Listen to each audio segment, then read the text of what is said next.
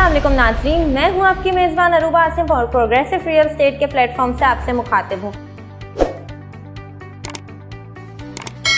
आज इस वीडियो में हम बात करेंगे बहरिया टाउन कराची के आइडियल प्रीसेंट 2 में बनने वाले शानदार commercial plus residential project the palace के हवाले से, जिसकी कंस्ट्रक्शन का काम तेज़ी से जारी है।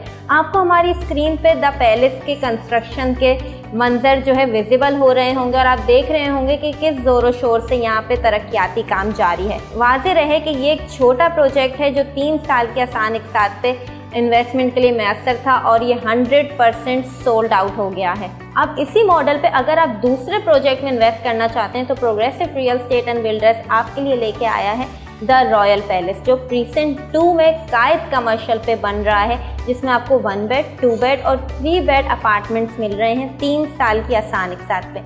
मिनिमम डाउन पेमेंट की बात करूं तो सिर्फ 10 लाख है। तो बहरिया टाउन जैसी राइजिंग मार्केट में एक ऐसे प्रोजेक्ट में इन्वेस्ट करें जिसका बिल्डर भी रिलायबल हो, कंस्ट्रक्शन का काम भी टाइम से शुरू होता हो, दूसरा आसान इक़साद पे आपको एक बजट फ्रेंडली अपार्टमेंट मिल रहा हो बहरिया टाउन जैसे शानदार प्रोजेक्ट में।